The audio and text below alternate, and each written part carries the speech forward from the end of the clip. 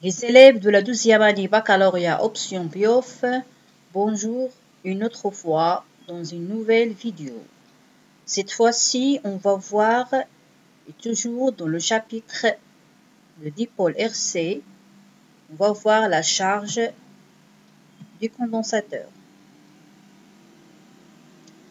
Mais tout d'abord, on va définir c'est quoi un échelon de tension. Donc, un échelon de tension, c'est un signal électrique U de T.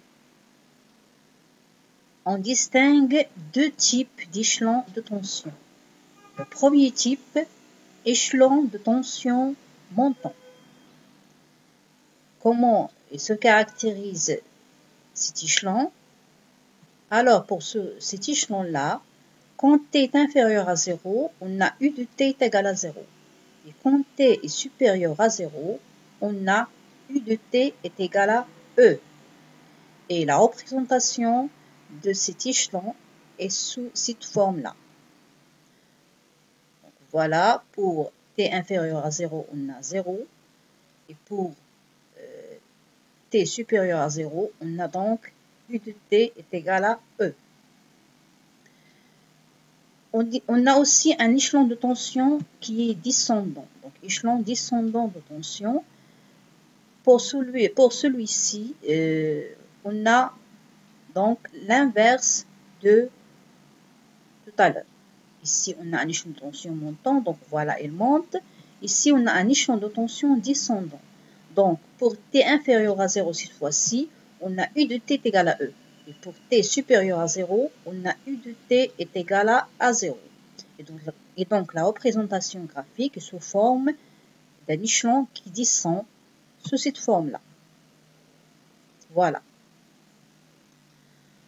Maintenant, donc, pour charger un condensateur, on aura besoin d'avoir un échelon de tension qui est montant. Donc, voilà donc la réponse à un échelon montant de tension. C'est la charge du condensateur. Donc, on charge ici le condensateur. Pour cela, on va donc arriver à établir une équation différentielle que va vérifier la tension UC aux bornes du condensateur. On va donc réaliser un montage électrique pour pouvoir étudier donc la charge du condensateur. Donc un condensateur qui donc va répondre à un échelon de tension montant. Donc le montage utilisé est le suivant. Donc, il est constitué donc d'un générateur de tension,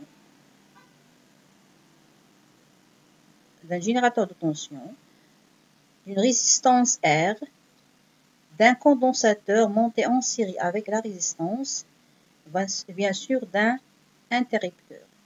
Donc la tension aux bornes de la résistance c'est UR et la tension aux bornes du condensateur c'est UC.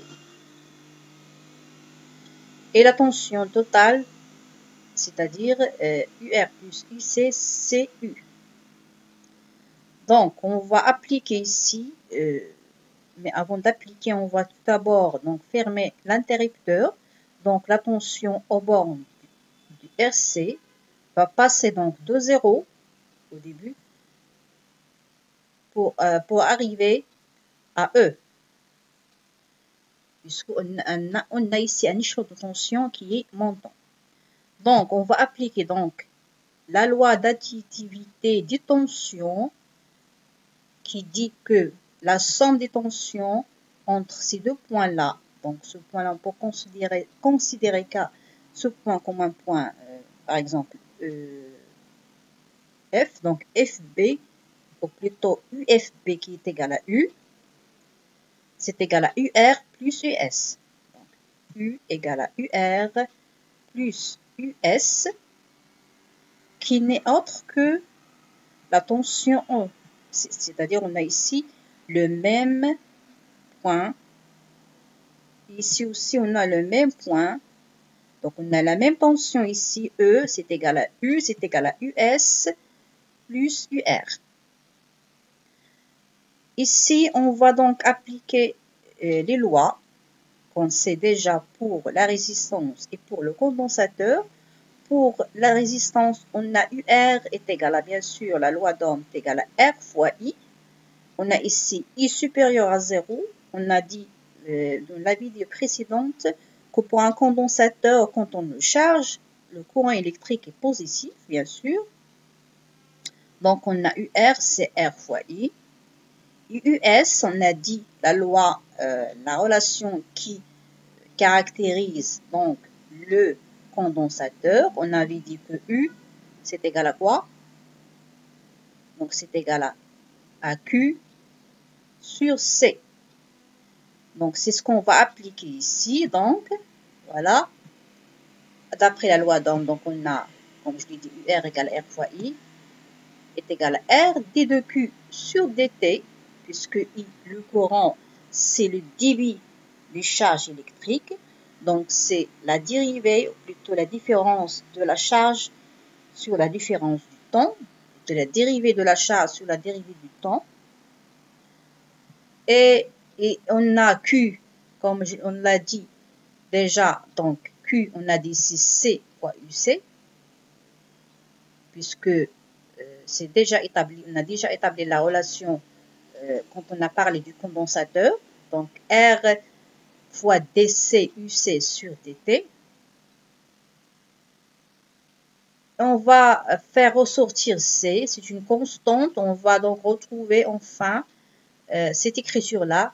UR, ça va s'écrire sous forme de RC fois DUC sur DT. Quand, et pour UC, on va pas la, plutôt on va la laisser comme elle est. Pourquoi? Pour trouver donc l'équation différentielle en fonction, plutôt l'équation différentielle que vérifie la tension UC.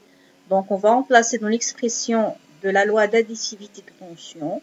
On avait donc UC plus UR, donc UC plus UR, UR c'est cette expression-là, donc on aura donc l'écriture de l'équation différentielle que vérifie donc la tension aux bornes du condensateur.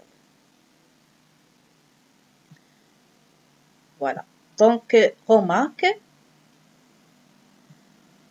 puisque UC est égal à Q sur C, voilà. Donc, on peut aussi écrire plutôt l'équation différentielle vérifiée par la charge électrique aux bornes du condensateur.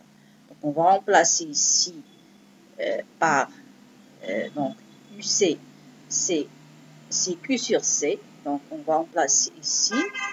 On aura donc R, plutôt oui, ici. On aura donc RC. Pour ici, on aura donc RC du UC, c'est Q sur C. Donc, c'est DQ sur C. Plus UC, c'est Q sur C. On va multiplier le tout par C. Donc, on aura donc RC. Puisqu'on va donc multiplier par C. On aura donc RC dQ sur dt plus Q égale à C fois E. Voilà, donc maintenant, nous, on ne va pas donc résoudre cette équation, mais plutôt on va résoudre l'équation que vérifie UC. Donc, la solution de l'équation différentielle. Donc, la solution de cette équation différentielle s'écrit sous cette forme. Mathématiquement, la solution, donc, c'est UC de t, c'est A, une constante A, exponentielle moins M, une autre constante, donc T plus B. Voilà, donc A, B et M sont des constantes qu'on va déterminer. Donc, on va tout d'abord déterminer la constante B. Voilà. On va dériver donc cette équation-là, plutôt cette solution par rapport au temps. pour déterminer la constante m et la constante b. Donc, l'équation différentielle est équivalente donc à quoi? En la dérivant, donc on aura donc E, UC, bien sûr, on va remplacer UC ici par la solution. Donc, c'est A exponentielle moins MT plus B, plus RC. Donc, la dérivée du UC par rapport au temps. C'est quoi la dérivée? Donc, mathématiquement, la dérivée de l'exponentielle de AX, c'est A fois X. Donc, on va faire ressortir donc M.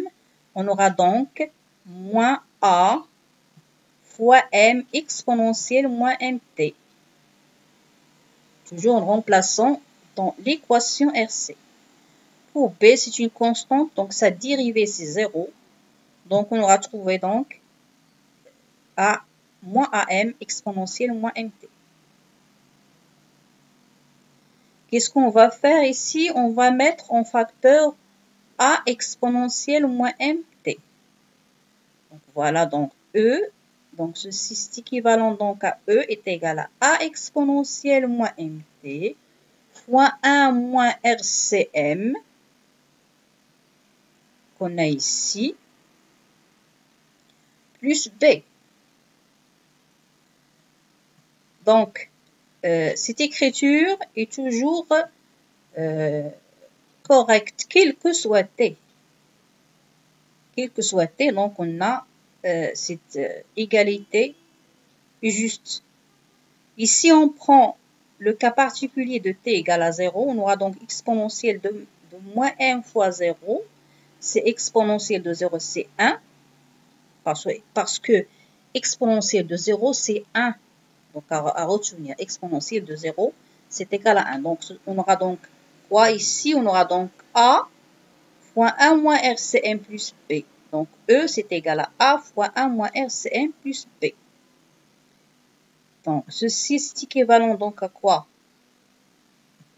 Voilà, donc, puisqu'ici, on a A fois moins RCM plus B. Donc, c'est équivalent donc, plus B est égal à E. Donc, on doit avoir ce terme-là qui est nul. Et ce terme-là est nul. Cela veut dire que A moins RCM est nul, puisque A est différent de 0. Donc, on aura donc 1 moins RCM égale à 0. Implique donc que M, la constante qu'on cherche, c'est 1 sur RC. Et B, ça sera égal à quoi? À E. Voilà. C'est comme si on a ici 0 plus E est égal à A fois exponentielle moins MT fois 1 moins RCM plus B.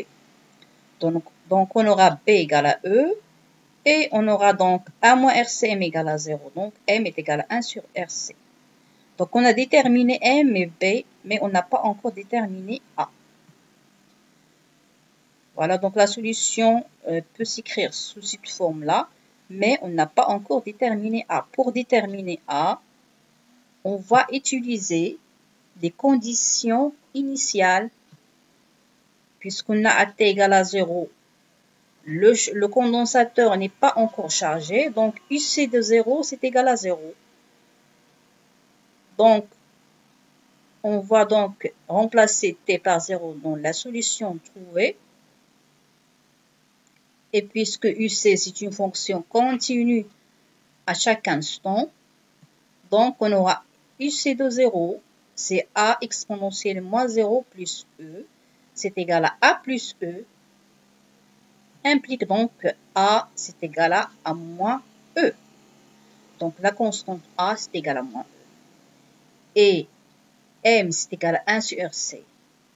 Et B, c'est égal à E. Donc ça y est, on a trouvé les trois constantes. Donc la solution de l'équation s'écrit sous la forme E, bien sûr, on va mettre E en facteur. Donc on aura donc E fois A moins exponentielle moins T sur τ. Vous pouvez vérifier ça en revenant donc à la solution, en remplaçant les constantes, toutes les constantes de la solution. on a remplacé ici RC par taux. Et taux est égal à RC, s'appelle la constante du temps du dipôle RC. Donc c'est la constante du temps du dipôle RC.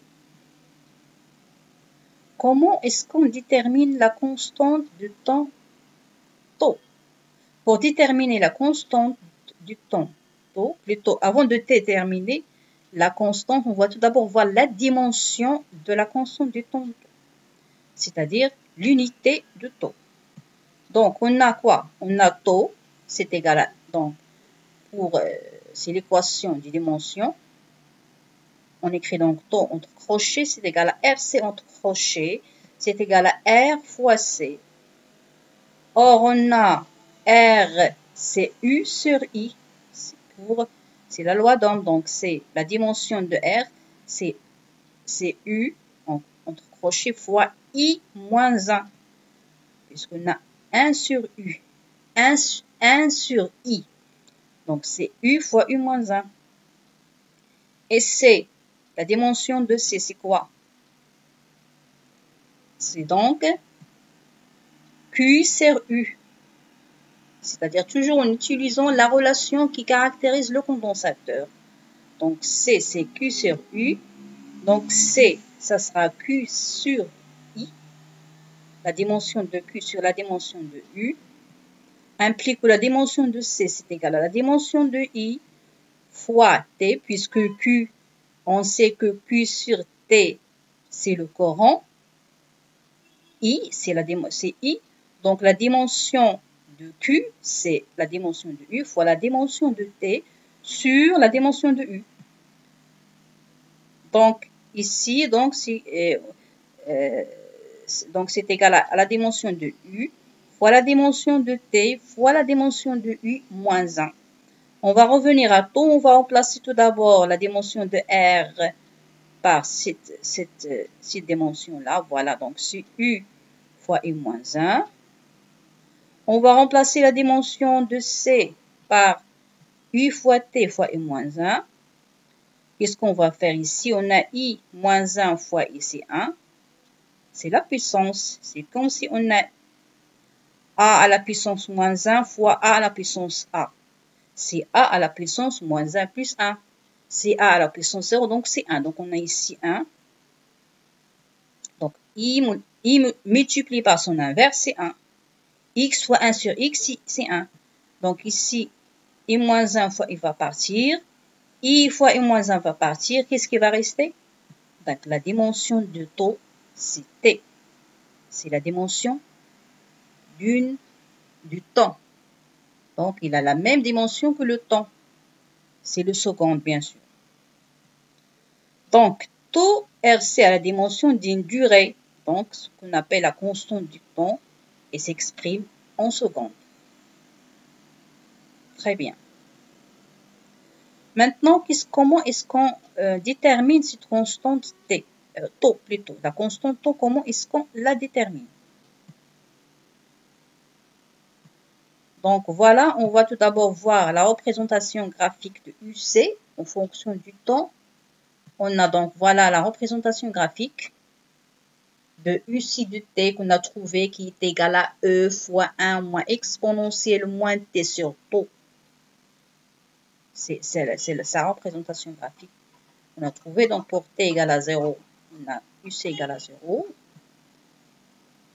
Et on a ici deux régimes. Ce qu'on appelle le régime transitoire, quand le condensateur commence à se charger, c'est-à-dire il se charge jusqu'à arriver à un point où sa tension ne varie plus, et c'est le régime stationnaire ou le régime permanent. Et on a ici, bien sûr, on a ici l'asymptote à la courbe, et on a la valeur de E. On prend par exemple la valeur de E est égale à 6 volts. Donc voilà, donc c'est l'asymptote UC égale E égale à 6 volts. Donc c'est là, lorsque la tension arrive à E, ça y est, le condensateur est chargé. Donc, comment est-ce qu'on détermine la constante du temps tau? Donc, pour déterminer la constante du temps tau, on a donc deux méthodes. La première méthode, on utilise donc la solution de l'équation différentielle. On a trouvé, voilà donc la solution qu'on a trouvée. En remplaçant donc quoi? En remplaçant ici t par tau.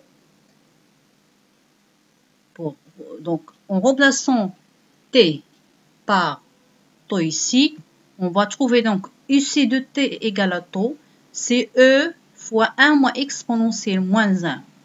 Et la valeur de 1 moins exponentielle moins 1, c'est 0,63 E. Donc, quand t égale à tau, la valeur de UC, c'est à peu près 63% de E. Donc, en passant plutôt, en allant vers la courbe, on aura donc ici la valeur, si on prend E égale à 6, c'est à peu près 3,75. Voilà donc, ici donc la valeur, c'est à peu près 3,75. Donc, c'est l'abscisse, donc c'est l'abscisse de 0,63 fois E, c'est-à-dire 3,75. Donc, c'est tau. C'est la première méthode. La deuxième méthode, c'est utiliser le graphe. C'est quoi donc? C'est l'abscisse de quoi? De l'intersection de la tangente à la courbe, plutôt l'intersection de la tangente à la courbe avec l'asymptote. Donc, la tangente à la courbe à t égale à 0, voilà la tangente. Qu'est-ce qu'il fait? Qu'est-ce qu'il a? Elle couple donc l'asymptote U égale à E, UC égale à E, au point d'abscisse tau. Voilà donc l'intersection correspond donc à tau. Donc, c'est la deuxième méthode. Donc, c'est très important de se souvenir de ces méthodes-là. Donc, deux méthodes à retenir et à savoir la méthode à partir de l'équation différentielle, la méthode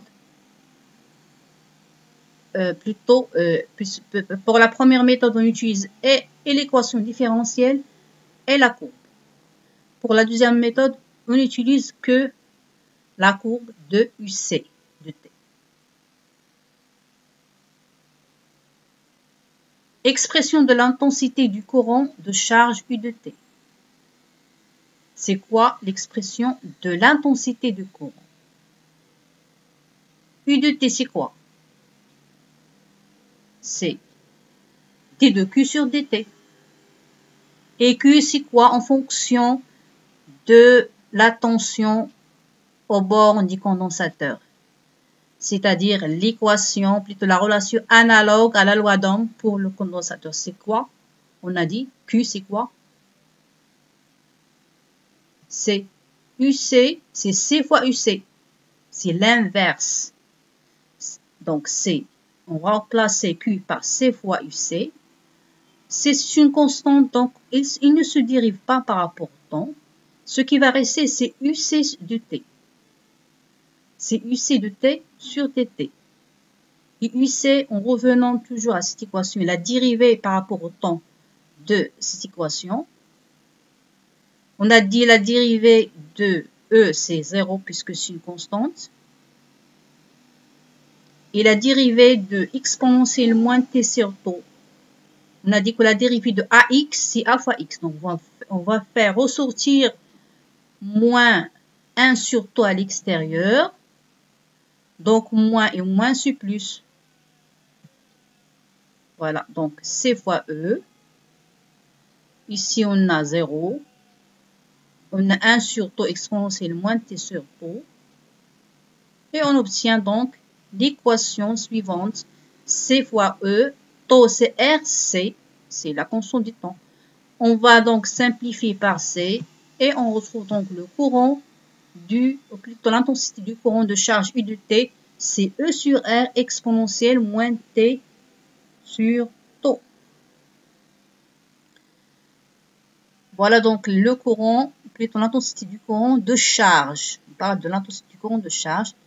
Et on a donc la représentation graphique pour le courant.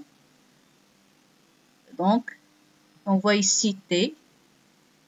Quand T augmente, on va voir que U de T va diminuer.